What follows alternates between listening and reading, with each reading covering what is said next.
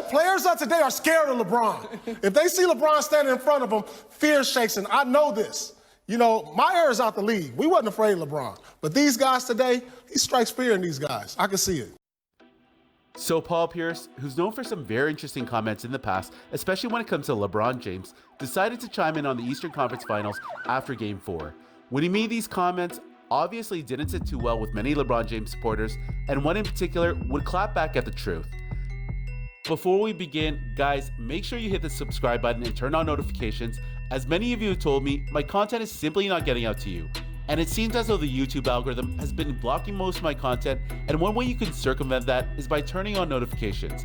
It costs you nothing, and you can always unsub or turn off notifications at any point in time. Also, another thing I noticed was that out of all my viewers watching my content, less than 2% are actually subbed to the channel. So I definitely want to get that number up to at least double digits. Anyways, drop the beat.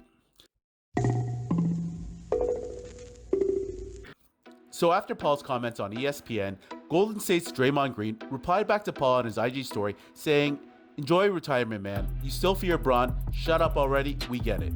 And I'm gonna be honest, I find this very interesting as Draymond has clearly had a change of heart on LeBron after signing with Clutch Sports Group, a sports agency owned and operated by LeBron's childhood friend, Rich Paul. For those of you who don't know, NBA players are not allowed to own agencies, so whether or not LeBron truly owns a piece of Clutch Sports is clearly up for debate. However, if we go back to 2016, only a few years back, where Draymond and LeBron got tangled up in the NBA Finals, Draymond called LeBron the B word and took a swing at his groin.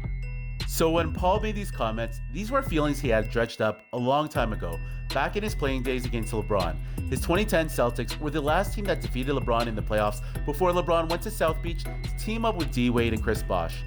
Throughout LeBron's career, Paul Pierce's Celtics had many heated contested playoff series against the Cavs and the Heat.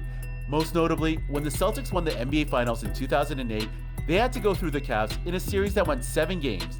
They would meet again in 2012 after James had joined the Heat, and that series also went down to the wire where the Heat were able to pull away in Game 7 of the Eastern Conference Finals. LeBron would go on to win his first NBA Finals that season after they defeated the Thunder.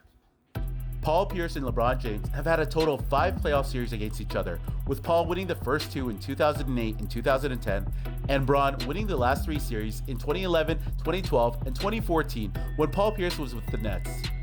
Also, some of you may recall Paul Pierce's retirement ceremony, which was held in Boston when the Celtics hosted the Cavs on February 2018. And in this game, LeBron James' Cavs blew out the Celtics 121-99, where you can see LeBron enjoying himself on the sidelines, indirectly trolling Paul as he watched from the stands. And clearly, these two have no love lost for one another. It all started in a 2004 preseason game in LeBron's rookie season when Paul Pierce spat towards Cavaliers' bench. And in no way am I condoning this, as this is one of the biggest signs of disrespect you could show a fellow athlete. However, part of what I loved about watching basketball in the 90s and early 2000s were when players would go at it with one another.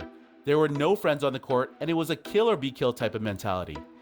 Anyways, Paul's one-on-one battle didn't end with just LeBron, as he also had one with Draymond Green in 2017 during his last season farewell tour, where you can hear Draymond clearly yelling at the bench, "You can't get no farewell tour, they don't love you like that. You ain't got that type of love. You gonna choose Kobe?" Guys, that's it for this video. Let me know in the comment section below if you think Paul's right in that today's players are all afraid of LeBron James.